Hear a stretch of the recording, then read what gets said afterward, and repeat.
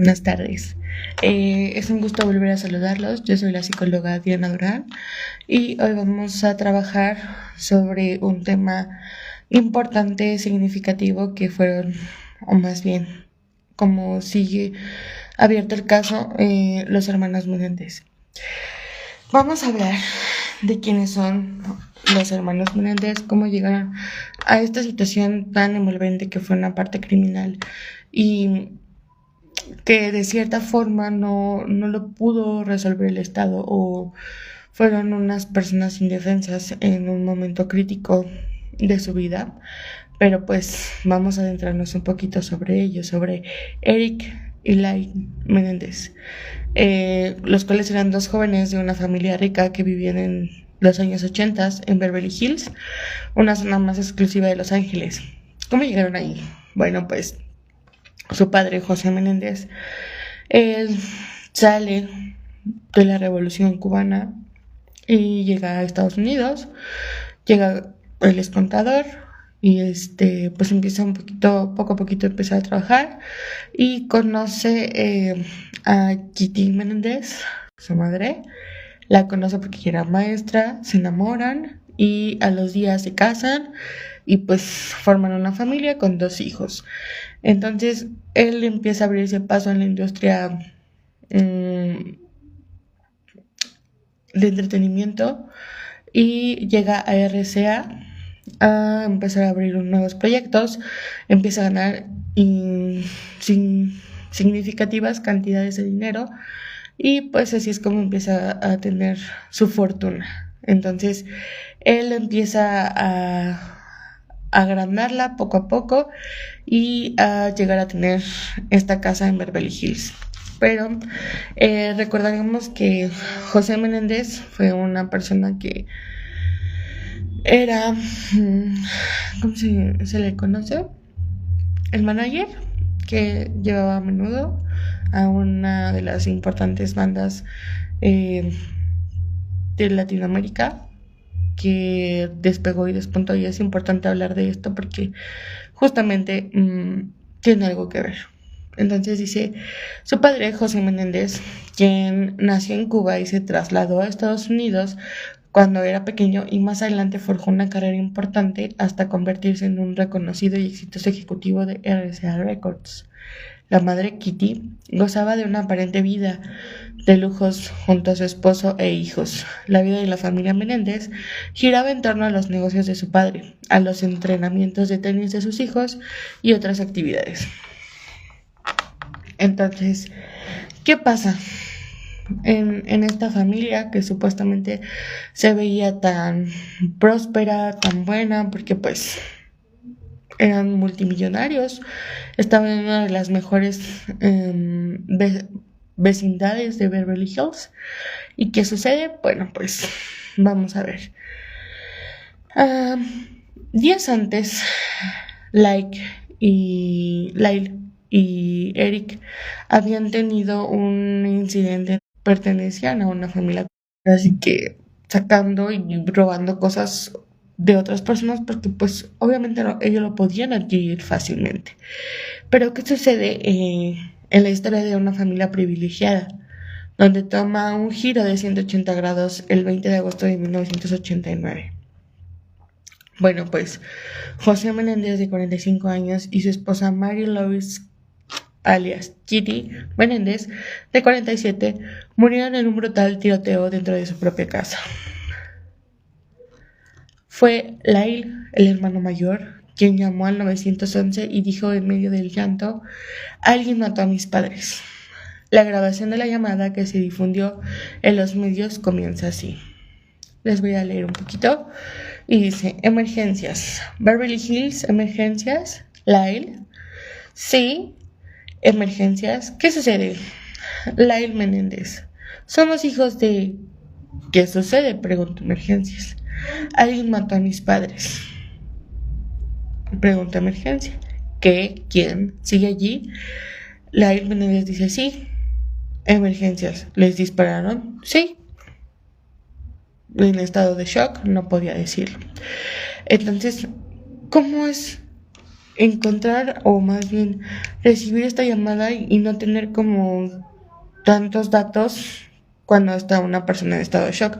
Bueno, lo que podemos hacer es, no sé, quédate en la línea, no cuelgues, buscarla. Una de las cosas es, ok, ¿qué pasa? Estoy en mi casa está en el lugar y pues necesito apoyo porque no sé si todavía sigue el asesino o qué era lo que pasaba.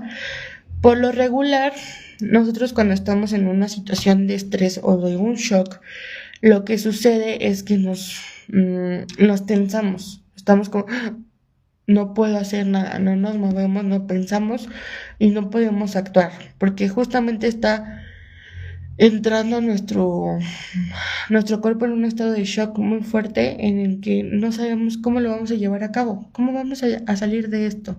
Bueno, pues ¿qué pasó después del crimen?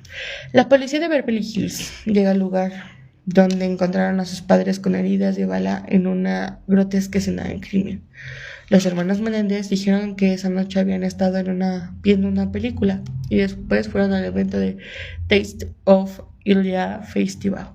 Después del crimen, Lyle y Eric gastaron cerca de $1 millón en menos de 6 meses. Se supone que cuando los matan a sus padres, ellos estaban en el cine viendo Batman. Después se fueron a este evento de Tate y llegaron a casa, se encontraron con la grotesca escena del crimen, llaman a las autoridades y ese es todo como su reporte y su coartada. En realidad, ¿qué pasa? Ellos 2 días antes habían ido a comprar escopetas, balas, todo. Y al día siguiente de comprar estas municiones, tienen un viaje en jet. Su papá los lleva a nadar con tiburones, algo que se podía dar con este tipo de familias porque pues ya que tenían gran poder adquisitivo, pues podían tener este tipo de cosas. ¿Qué sucede? Cuando van en el jet, como lo muestra la serie de Netflix, si ya tuvieron la oportunidad de verla, ellos estaban planeando la situación, ya tenían una coartada, ya tenían todo supuestamente perfecto, alineado y con los puntos para poder hacerlo. Después de ese viaje, al día siguiente se prepararon, se alistaron y llegaron, le dispararon primero a su papá a quemarropa, obviamente le disparan y él muere al instante porque le dan un disparo en la cabeza. Después se van con su mamá, le disparan las piernas, luego los brazos y luego la terminan de rematar con una bala tiro de gracia y a su padre pues obviamente le descargan el arma, perdón, y ahí es donde pues terminan, se van y dejan ahí la escena. Van, se quitan la ropa, tratan de ocultarla, enterrarla. Como no pasó nada, necesitamos de la coartada, necesitamos irnos y ya. Como todos esperaban, pensaron que porque ser una persona de mucho dinero, José Menéndez iba a tener muchos enemigos. Entonces, esos enemigos fueron los que posiblemente llevaron a que ellos estuvieran en esta situación y pues tendrían que darles como tal el beneficio, ¿no? De la duda. Pasó, ya se iba a cerrar el caso. Los hermanos Menéndez tenían su coartada, ya los habían dejado como de lado, se estaban enfocando como entre la mafia italiana y algunos otros capos que posiblemente José tenía problemas con ellos. Cuando se dan cuenta de estos 6 meses, empiezan a tener situaciones o más bien comportamientos medio extraños, Lyle y Eric, donde se gastan la mitad de la fortuna de su padre en viajes, en autos de lujo, relojes de lujo,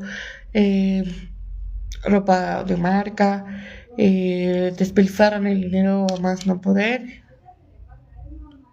porque pues es como ya vivimos, ya no me están ocasionando un daño, ¿no? Entonces, ¿qué sucede? Eric no aguanta con tanta presión y va y le confiesa a su psicólogo lo que estaba pasando. El psicólogo le cuenta a su amante, al parecer, y ella es la que va y hace el reporte a las autoridades y es cuando detienen a los hermanos Menéndez.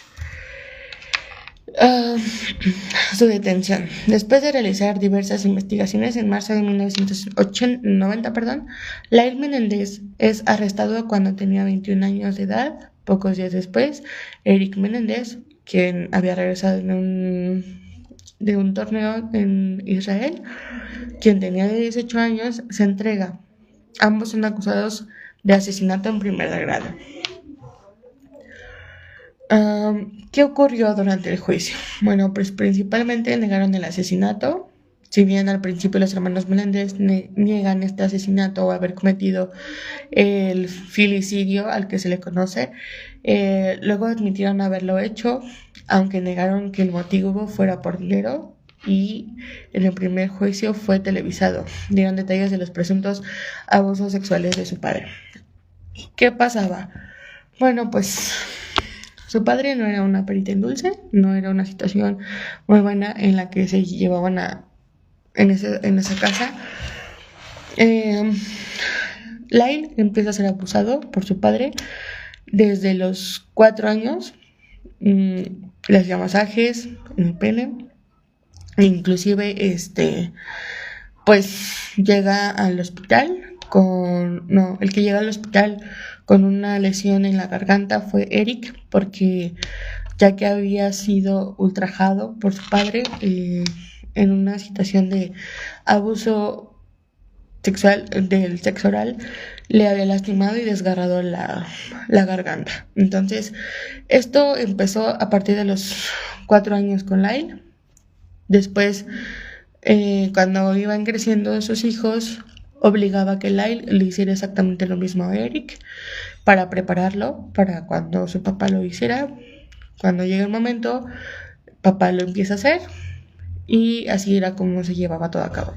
Su mamá era consciente de las situaciones, era inclusive testigo y hasta cierto punto lo encubría de todo lo que pasaba con sus hijos, ya que sus primos en el juicio les decían que cuando se iban a quedar a dormir a la casa de ellos, si escuchaban ruido en el cuarto de los chicos no podían acercarse y pues simplemente su tía Kitty les subía más a la televisión pues para que no escuchara nada, ¿no? Entonces era como, no pasa nada, aquí no sucede. Se supone que porque ya estaban creciendo ya no iba a pasar el abuso, pero no, inclusive fue más fuerte. Él seguía abusando de sus hijos noche tras noche, los buscaba para tocarlos, para violarlos y para abusar de ellos. Uno pensaría que su madre los podría haber auxiliado en algún momento, pero no. Si ellos llegaban a salir con alguna chica en plan romántico, su mamá les hacía bajarse los pantalones al llegar a su casa y con fines era para poderles revisar el pene si no tenían alguna otra enfermedad, porque ya que se metían con su papá, pues no le fueran a pegar alguna enfermedad a ella. Entonces esa era su vigilancia. Ella podría llegar recién ellos entraban a su casa o en algún momento dado era como bájate el pantalón, necesito revisarte. Pero también era parte de esta violencia sexual que recibían ellos. La abogada Leslie Armstrong en 1995 dijo que no se trató de un asesinato porque no hubo mala intención en el acto. Habló de los años de abuso psicológico y sexual y dijo que los hermanos mataron por miedo. Si es miedo y no mala intención, no es asesinato, argumentaba ella. En el argumento principal de que no debían ser condenados por homicidio premeditado, se basaba en que habían actuado en defensa propia tras soportar toda una vida de abusos por parte de su padre y de su madre que no hicieran nada al respecto. Recuerden que el delito por omisión también es delito. Entonces, si tú no, como tal, estás viendo que están surgiendo un abuso hacia una persona y tú lo sabes y lo conoces y no haces nada al respecto, estás siendo testigo o inclusive partícipe de ese delito por omisión, porque está en nuestra responsabilidad poder cuidar y proteger a cualquier persona que nos rodee, inclusive no sé, a lo mejor a vecinos, alguna situación en la que se puedan encontrar que nosotros podamos auxiliar, lo podemos hacer. ¿Qué pasó? ¿Qué más ocurrió durante el juicio? Bueno, pues la fiscalía, en cambio, no creía que en sus testimonios y afirmaba que los hermanos habían actuado por avaricia y querían sacar provecho del patrimonio de sus padres, estimado en $13 millones. Durante el primer juicio fue abierto a la televisión y se llevó a cabo en 1993 ante 2 jurados, ya que cada hermano tuvo un jurado independiente y se declaró nulo después de que ambos jurados no lograron llegar a un veredicto en 1994. En el segundo juicio fue en 1996 y el jurado tomó su decisión después de deliberar durante 3 días. Fueron declarados culpables de homicidio premeditado. ¿Por qué se les acusó? Bueno, pues porque supuestamente no había tantas pruebas del homicidio, pero aún así, como hubo una confesión por parte de Eric en las grabaciones de su psicólogo, a pesar de que dijeron que habían sido víctimas de abuso sexual por parte de su padre y por parte de la omisión de su madre, pues aún así no se le podía tomar como una defensa propia y pues se le llevó a ser condenados a cadena perpetua en la cárcel de California sin posibilidad de libertad condicional. Actualmente Lyle tiene 56 años y Eric tiene 51 años. Bueno, pues, ¿qué pasa? ¿Qué sucedía durante este caso? En mayo del 2023, los abogados de los hermanos Menéndez afirmaron que había nuevas pruebas que demuestran que las condenas y las cadenas perpetuas debían anularse según los documentos judiciales que presentaron. Los defensores argumentaron que 2 piezas de evidencia contrarrestaban la narrativa de los fiscales y presentaron una petición de habeas corpus ante el Tribunal Superior de Los Ángeles, donde afirmaron que en una carta enviada por Eric a su primo cuando tenía 8 meses antes de los homicidios, da detalles de los abusos de su padre. ¿Qué sucede?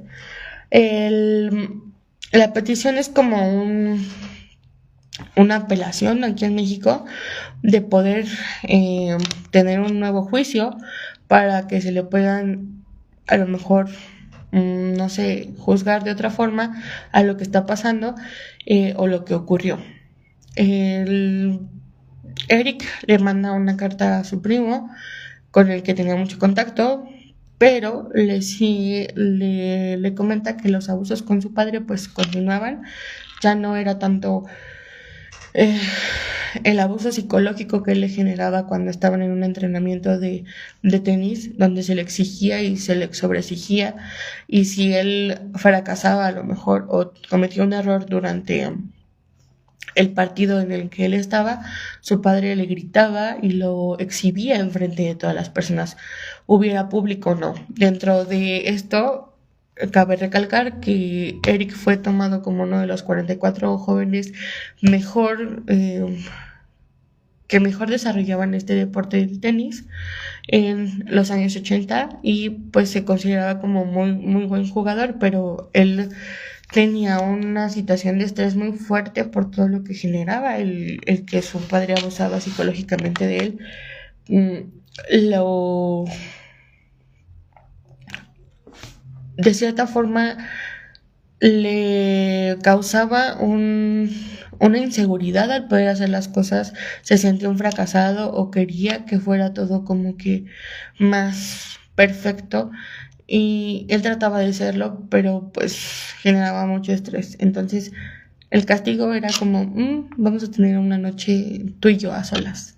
Y pues esa noche pues todavía tenía ciertos estragos de abuso sexual. Aunque Lyle ya tuviera 21 años, seguía siendo abusado por su padre y pues obviamente investigado por su madre para que no le pegara en algún momento alguna enfermedad, ¿no? Entonces, pues eso era lo que pasaba. En la carta, Eric escribe: nunca sé cuándo va a pasar y me está volviendo loco. Todas las noches me quedo despierto, pensando que puede venir. Necesito quitármelo de la cabeza. Sé lo que dijiste antes, pero tengo miedo. No conoces a papá como yo. Está loco. Me ha advertido cientos de veces de que no se lo diga a nadie, especialmente a Lyle. Soy un quejica. No sé si voy a superar esto. Puedo manejarlo, Andy. Tengo que dejar de pensar en ello. Tras una revisión de los registros judiciales, muestra que la carta no se presentó en ninguno de los dos juicios, dice el documento.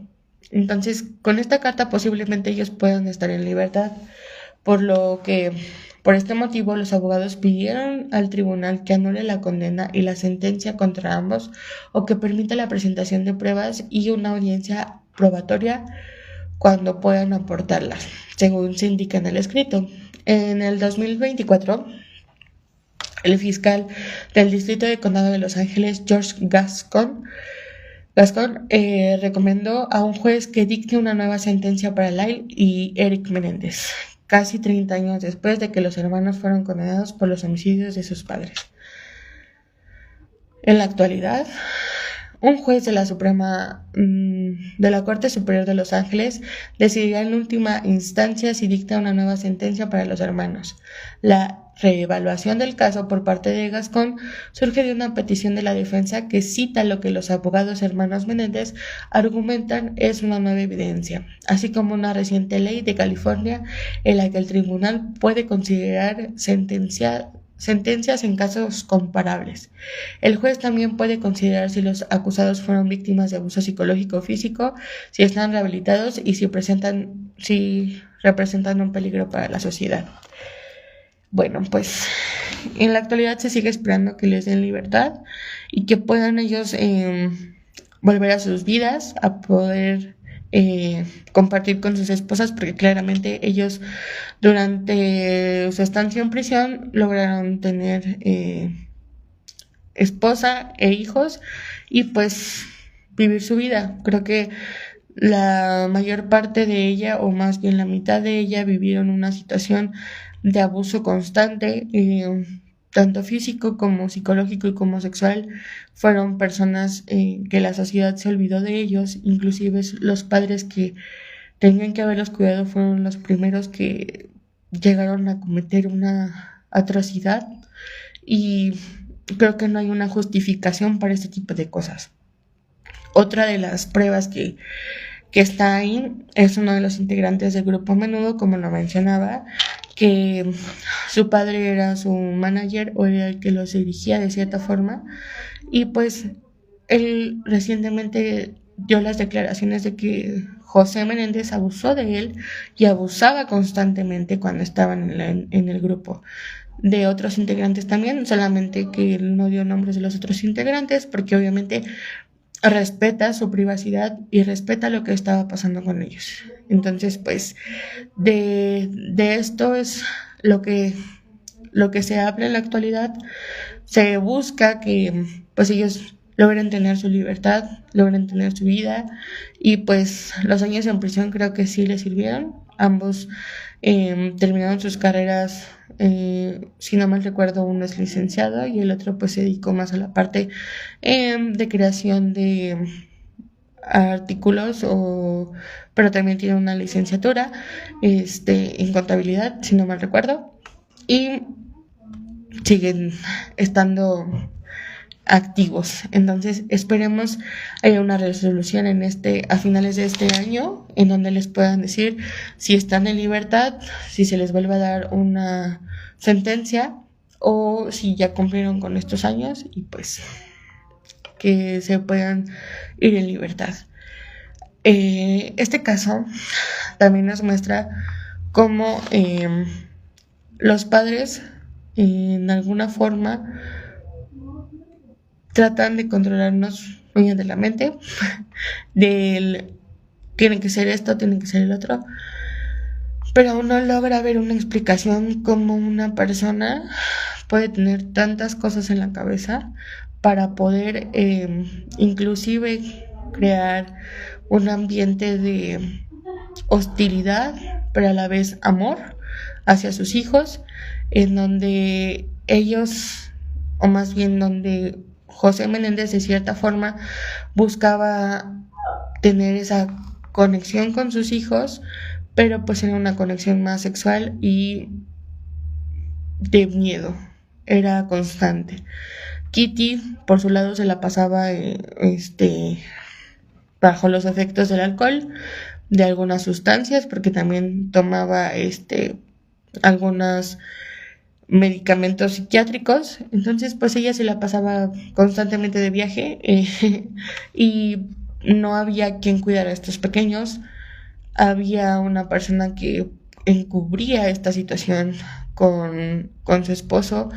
Inclusive sus sobrinos sabían. Una de sus sobrinas, si no mal recuerdo, cuando tenía 8 años, le comentaba que pues su papá y él jugaban a darse masajes en el cuerpo y que le masajeaba el pene a su papá.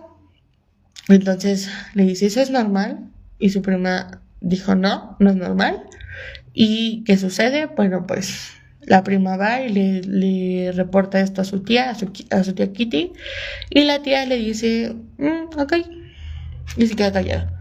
Ahí es donde vemos que pues ella tenía el conocimiento, inclusive como pues tenía una vida de lujos, pues no le iba a manifestar, no iba a decir absolutamente nada, porque pues para ella no le convenía, porque ya no iba a tener esos ingresos. Entonces, eso era lo que pasaba en este caso. Esperemos tener una resolución, y si tenemos una resolución, pues volver a retomarlo y dar una segunda parte sobre el caso de los hermanos Menéndez.